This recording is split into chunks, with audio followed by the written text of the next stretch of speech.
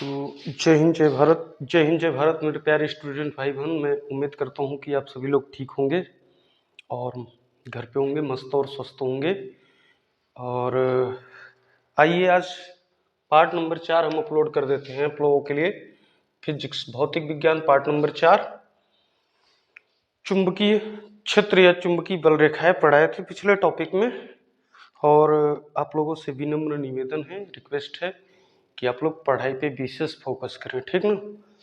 पढ़ाई ही एक ऐसी, यानी कि डॉक्टर अंबेडकर ने कहा था, शिक्षा वह शेरनी का दूध है, जो जितना पिएगा वो उतना दहाड़ेगा। तो क्यों ना हम लग जाए आज से। तो अब ये समझ लीजिए कि इंटरमीडिएट का पेपर आपको देना है। आप तैयारी कब से शुरू करते हैं, कैसे करते हैं? तो कम से कम अभी से 4 घंटा आप अपना टाइम डिसाइड कर लीजिए कि 4 घंटा आपको घर पे बैठ के पढ़ना है। स्कूल का टाइम छोड़ के, कोचिंग का टाइम या अन्य इंस्टीट्यूट का टाइम छोड़ के आपको केवल घर पे बैठ के 4 घंटे पढ़ने हैं, ठीक ना। तो आइए आज हम यहाँ पे लेके आए हैं वैद्युत बल रेखाओं के गुण। वैद्युत बल रेखाओं के गुण क्या होते हैं, तो यहाँ मैंने लिख दिया है। ये रेखाएं धनावेश से चल करके कहाँ समाप्त होती है बच्चों? ऋणावेश पे समाप्त होती हैं। ये बल रेखाएं किससे चल के? धनावेश से चल करके ऋणावेश पे समाप्त होती हैं। जैसे मान लीजिए यहाँ पे थोड़ी सी जगह स्पेस है, आप लोग परिभाषा भी नोट कर लीजिएगा। ये धन आवेश है और ये ऋण आवेश है। ये बल रेखाएं यहाँ से चलेंगी तो यहाँ धन आवेश से चल करके किस पे समाप्त होती है बच्चों? ऋण आवेश पे समाप्त हो जाती है। कहाँ समाप्त हो जाती है? ऋण आवेश पे समाप्त हो जाती है। तो इसी को हम क्या कहते हैं? वैद्युत बल रेखा है। बल रेखा के किसी बिंदु पर खींची गई स्पर्श रेखा उस बिंदु पर धन आवेश पर लगने वाले बल की दिशा को प्रदर्शित करती है, यानी कि धन आवेश पर लगने वाले बल की दिशा को प्रदर्शित कर रही है। यानी कि धन आवेश पर लगने वाला बल, देखिए यहाँ पे धन आवेश पर एक बल लग रहा है, तो इसको क्या प्रदर्शित करती हैं बच्चों? बल रेखाएं प्रदर्शित कर रही हैं। बल रेखाएं प्रदर्शित कर रही हैं। और यह बल किधर लग रहा है बच्चों? यह बल लग रहा है ऋण आवेश की ओर। और यह बल कौन सा बल होता है? आकर्षण बल होता है। कौन सा बल होता है बच्चों? आकर्षण बल होता है। अगर कोई कहे कि वैद्युत बल रेखाओं के बीच कौन सा बल लगता है, तो आकर्षण बल लगता है। कौन सा बल लगता है? आकर्षण बल। अब तीसरा, कोई भी दो बल रेखाएं परस्पर काट नहीं सकती हैं, क्यों? जहां पे काटेंगी, यानी कि जब बल रेखाएं, जैसे मान लीजिए कि ये बल रेखा है और एक बल वैद्युत बल रेखा यहाँ से निकली और ऐसे काटती इधर चली गई, तो अगर एक दूसरे को काटती है तो वहां वैद्युत बल रेखाएं निरस्त हो जाती हैं। क्या हो जाती हैं? निरस्त। ये एक दूसरे को आपस में काटती नहीं है। ये बल रेखाएं एक दूसरे को आपस में काटती नहीं है, बल्कि ये सिकुड़ने का इनमें गुण होता है। एक लचकदार डोरी की तरह सिकुड़ने का गुण होता है इनमें, लेकिन तो ये एक दूसरे को काटती नहीं है। और जहां वैद्युत बल रेखाएं एक दूसरे को काटेंगी वहां वैद्युत क्षेत्र नहीं होगा। क्या नहीं होगा बच्चों? वैद्युत क्षेत्र नहीं पाया जाएगा, ठीक ना। तो यानी कि ये हो गया। अब जैसे मान लीजिए, देखें, कोई भी दो बल रेखा परस्पर काट नहीं सकती हैं, अन्यथा वे निरस्त हो जाती हैं। क्या हो जाती हैं? अन्यथा वे निरस्त हो जाती हैं। यानी कि अगर दो बल रेखाएं वैद्युत बल रेखाएं एक दूसरे को आपस में काटती हैं, तो वो क्या हो जाती है बच्चों? निरस्त हो जाती है। क्या हो जाती हैं? निरस्त हो जाती हैं। और तब वहां पे वैद्युत क्षेत्र की जो संकल्पना होती है वो शून्य हो जाती है। क्या हो जाती है बच्चों? शून्य हो जाती है, ठीक ना। तो ये हो गया तीसरा पॉइंट। चौथा पॉइंट कह रहे हैं कि ये रेखाएं खींची हुई लचकदार डोरी की तरह लंबाई में सिकुड़ने लगती हैं। बिल्कुल सिकुड़ने लगती हैं। यानी कि ये खींची गई रेखाएं खींची गई रेखाएं होती है, लचकदार होती हैं और डोरी की तरह सिकुड़ने लगती हैं। इसका मूल कारण क्या होता है कि इनके बीच आकर्षण बल, कौन सा बल बच्चों? आकर्षण बल होता है। जब विपरीत ध्रुव होगा, जैसे मान लीजिए प्लस के सामने माइनस है, तो प्लस के सामने माइनस है या माइनस के सामने प्लस है, तो इन दोनों ध्रुवों के बीच, विपरीत ध्रुव हैं, विजातीय ध्रुव हैं, तो इनके बीच एक फोर्स लगता है, अट्रैक्शन फोर्स लगता है। कौन सा फोर्स लगता है? अट्रैक्शन फोर्स, जिसे हम हिंदी में कहते हैं आकर्षण बल। आकर्षण बल लगता है। तो यानी कि बेटा आकर्षण बल के कारण ये सिकुड़ने लगती है। इसका मूल कारण होता है बच्चों कि आकर्षण बल के कारण ये विद्युत बल रेखाएं क्या होती है? सिकुड़ने लगती हैं। तो ये आपके लिए हो गया वैद्युत बल रेखाओं के गुण। क्या हो गए बच्चों? वैद्युत बल रेखाओं के गुण। आप इसको नोट कर लीजिए, ठीक ना। स्क्रीन शॉट कर लीजिए और कॉपी और कलम लेके बैठ जाएं, आराम से पढ़ें, ठीक ना। ये चौथा टॉपिक है, इसको नोट कर लीजिए। वैद्युत बल रेखाओं के गुण को नोट कर लें, फिर आगे पढ़ा रहे हैं। तो यहाँ पे दोस्तों अब मैं एक प्रश्न टाइप का हेडलाइन लिखा हुआ हूं, आपके पेपर में 2 नंबर का पूछेगा, थियरी सिद्ध करने के लिए कहेगा कि थियरी सिद्ध करें। तो दोस्तों जब भी ऐसे प्रश्न आते हैं तो 2 नंबर में ही आते हैं। क्या प्रश्न लिख रखा हूं मैं? वैद्युत क्षेत्र के कारण आवेशित कण पर बल ज्ञात कीजिए। यानी कि वैद्युत क्षेत्र के कारण, मान लीजिए कोई कण है, उसको वैद्युत क्षेत्र में रख दिया गया और वे आवेशित है, आवेशित होने के कारण उस पर वैद्युत क्षेत्र में लगने वाले बल को ज्ञात करना है। तो यानी कि जब ऐसे प्रश्न पूछते हैं तो उसमें थियरी सिद्ध करके देने होते हैं। तो आगे क्या लगाएगा? बल ज्ञात कीजिए, सिर्फ इतना ही लगा देगा। तो यानी कि थियरी सिद्ध करने हैं। कह रहे हैं कि पहले इनके बारे में हम जान लेते हैं। वैद्युत क्षेत्र में किसी बिंदु पर वैद्युत क्षेत्र की तीव्रता वेक्टर ई ज्ञात होने पर हम उस बिंदु पर स्थित किसी भी आवेश क्यू पर लगने वाले बल वेक्टर एफ को निम्नलिखित समीकरण द्वारा ज्ञात कर सकते हैं। तो यानी कि कर है, देखिए पहले परिभाषा समझ लें।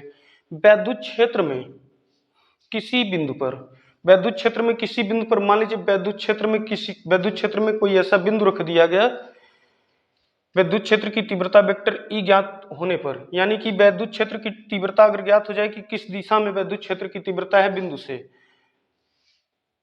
विद्युत क्षेत्र की तीव्रता ए ज्ञात हो जाती है उस बिंदु से किस दिशा में है, पर हम उस बिंदु पर स्थित किसी भी आवेश क्यू पर लगने वाले बल वेक्टर एफ को निम्नलिखित समीकरण द्वारा सिद्ध कर सकते हैं। बिल्कुल कर सकते हैं। तो यानी कि बल बराबर क्या होता है बच्चों? बल बराबर एफ इक्वल टू आवेश गुणे वैद्युत क्षेत्र की तीव्रता। तो यानी कि बल बराबर होता है बेटा, तो यानी कि वेक्टर एफ इक्वल टू बल बराबर, बल को किससे? एफ से प्रदर्शित करते हैं, आवेश को क्यू से, और वैद्युत क्षेत्र की तीव्रता को वेक्टर ई से प्रदर्शित करते हैं। तो यानी कि बेटा ये हो गए, यानी कि इनके लिए थियरी हो गई बेटा, ये इनके लिए थियरी हो गई। अब इनमें पूछता है, इनका बीमा पूछ देता है। ये थियरी आपको सिद्ध कर देनी होती है। ये इतनी थियरी आपने सिद्ध कर दिया, फिर कहेगा कि इनकी बीमा ज्ञात करें। बीमा, तो इनकी बीमा लिखेंगे, यहां पे बीमा लिखेंगे। बल की बीमा क्या होती है बच्चों? बल की बीमा, बल की बीमा बट्टे आवेश की बीमा, आवेश की बीमा। तो बल की बीमा क्या होती है? तो इनकी बीमा हम निकालेंगे एमएलटी। बल की बीमा क्या होती है? एमएलटी पर पावर -2, एमएलटी पर पावर -2। अब यहां बटे में हो जाएगा बच्चों, आवेश की बीमा होती है एटी। क्या होती है बच्चों? एटी। देखिए जब ये ऊपर जाएगा, भाग करेंगे, तो ये माइनस में है। किस में है बच्चों? माइनस में। और जब ये माइनस ऊपर जाएगा तो प्लस हो जाएगा। प्लस माइनस मिल के यहाँ क्या हो जाएंगे? प्लस माइनस मिल के, मैं इधर लिख दे रहा हूं, प्लस माइनस मिल के यहाँ हो जाएंगे टी पर पावर एम, पहले लिखेंगे एम एल टी पर पावर -3, और ए यहाँ पे किस में है बच्चों? प्लस में है।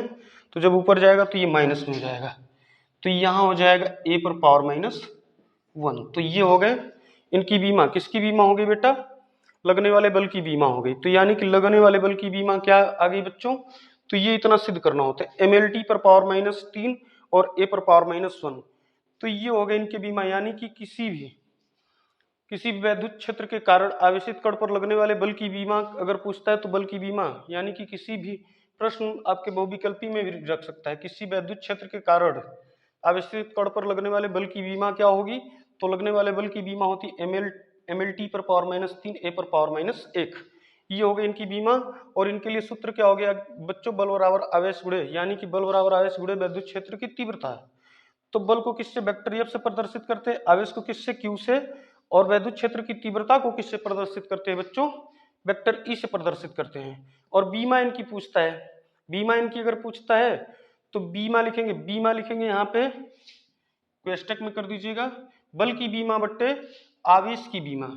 तो यानी कि बल की बीमा क्या होती है बच्चों? बल का बीमा होता है एमएलटी पर पावर -2, एमएलटी पर पावर -2 बट्टे एटी।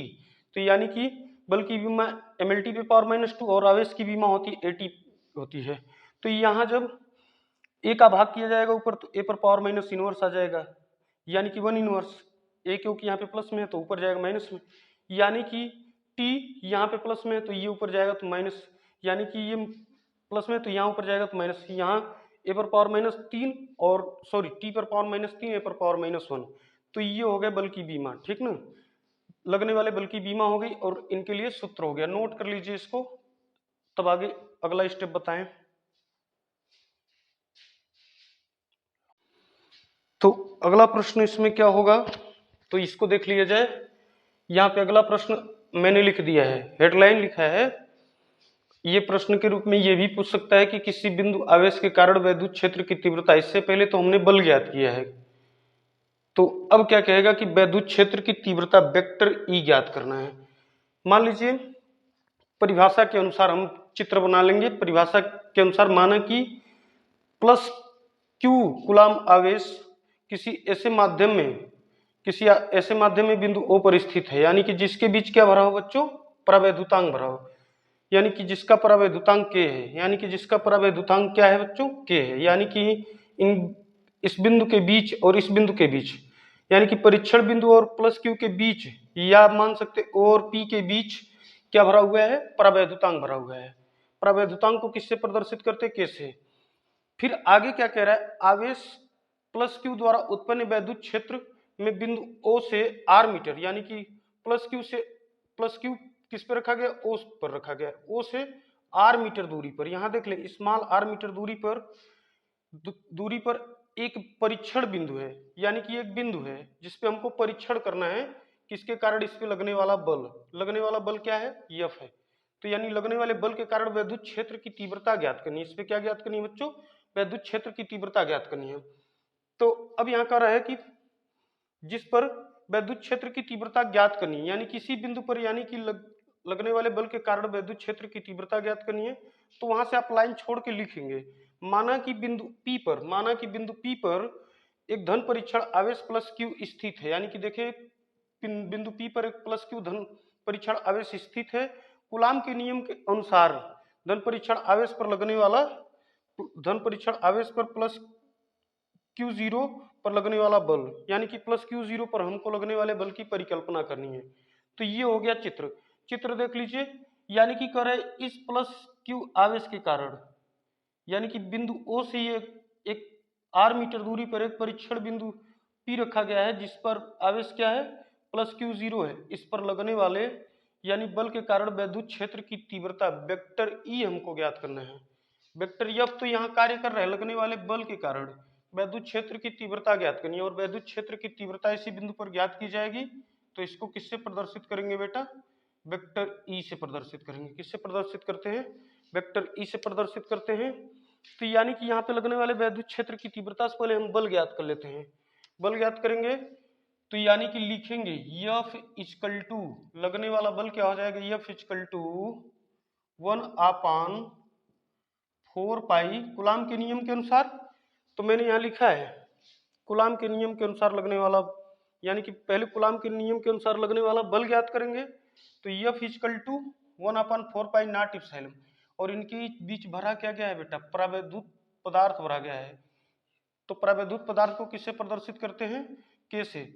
अब परीक्षण आवेश क्या है, यहाँ पे Q है और Q0 है, और बट्टे में क्या है बच्चों, R है, तो ये लगने वाला बल हो जाएगा, ये लगने वाला बल, यानी कि परीक्षण बिंदु पर लगने वाला बल क्या हो जाएगा, F इक्वल टू 1/P पर लगने वाला बल क्या हो जाएगा, 1 F equal to 1/4 pi nought epsilon into K into Q0 बट्टे R। इनका मात्रक क्या होता है बेटा, इनका मात्रक होता है न्यूटन, आप लिख लीजिएगा न्यूटन, इनका मात्रक हो गया। तो यानी कि तो ये तो हो गए हमारे बल। अब पूछ क्या रहा है, मूल चीज तो कर रहा है वैद्युत क्षेत्र की तीव्रता, देखें यहाँ पे ये ज्ञात करने के लिए कह रहा है, ये सिद्ध करने के लिए कह रहा है, तो यहाँ पे लिखा जाएगा वैद्युत क्षेत्र की तीव्रता, वैद्युत क्षेत्र की तीव्रता इक्वल टू होता है E इक्वल टू F/Q0, तो इसमें मान रख लेते हैं E equal to 1/4 pi nought epsilon into यहाँ पे बेटा K कर लिया जाएगा, परावैद्युतांक को ले लिया जाएगा, यानी कि फिर लिखेंगे बेटा दोनों परीक्षण बिंदुओं के बीच एक परीक्षण बिंदु Q होगा, परिणामी परीक्षण बिंदु, तो Q बट्टे आर स्क्वायर होगा। क्या होगा? Q बट्टे आर स्क्वायर। तो इनका ये हो जाएगा वैद्युत क्षेत्र की तीव्रता, यानी कि बिंदु P पर लगने वाले, बिंदु P पर वैद्युत क्षेत्र की तीव्रता किसके कारण? लगने वाले बल F के कारण बिंदु P पर वैद्युत क्षेत्र की तीव्रता ये हो गई। तो इसको नोट कर लीजिए और इनका मात्रक लिख लीजिएगा बच्चों। न्यूटन प्रति कूलाम होता है, इनका मात्रक होता है न्यूटन प्रति कूलाम। तो ये हो गई वैद्युत क्षेत्र की तीव्रता। ठीक, अगर मान लीजिए यहाँ परावैद्युतांक का मान हम के बराबर 1 मान लेते हैं, के बराबर 1 मान लेते हैं, तो यहाँ सूत्र में थोड़ा सा परिवर्तन किया जाएगा, तब लिखेंगे E इक्वल टू, तब यहाँ पे लिखा जाएगा, इसको इधर कर दीजिएगा, E equal to 1/4 pi nought epsilon into Q बट्टे आर स्क्वायर। तो ये हो जाएगा वैद्युत क्षेत्र की तीव्रता। ठीक, और इसका मात्रक क्या हो जाएगा बच्चों? कि इसका मात्रक हो जाएगा, बल का मात्रक होता है न्यूटन और कूलाम का, आवेश का मात्रक होता है कूलाम, न्यूटन प्रति कूलाम, ये हो जाएगा। ठीक ना, तो ये परिभाषा नोट कर लीजिए और ये चित्र जरूर बनाइएगा, और ये 3 नंबर में ये प्रश्न ऐसे पूछे जाते हैं। ठीक ना, तो ये चित्र बना लीजिए और परिभाषा नोट कर लीजिएगा। और मैं सभी अपने स्टूडेंट भाइयों से हाथ जोड़ के रिक्वेस्ट करता हूँ कि वो वीडियो को लाइक सब्सक्राइब जरूर करें और कमेंट करके ज़रूर बताएं कि जहाँ समझ में नहीं आता वहाँ मैं रिवीजन कर दूंगा। ठीक ना, आप सभी स्टूडेंट भाइयों का मोस्ट वेलकम करते हैं और पूरी तैयारी है, फिजिक्स भी पढ़ाएंगे, केमिस्ट्री तो पढ़ा ही रहे हैं, अब बायो भी देख रहे हैं कि कुछ दिन में 2-4 दिनों में बायो भी चालू कर लेते हैं, जिससे ताकि आप लोग बायो से भी रिलेटेड हो जाए। ठीक ना, जुड़े। ठीक, तो मस्ती के साथ एकदम आराम से पढ़िए। जय हिंद, जय भारत दोस्तों।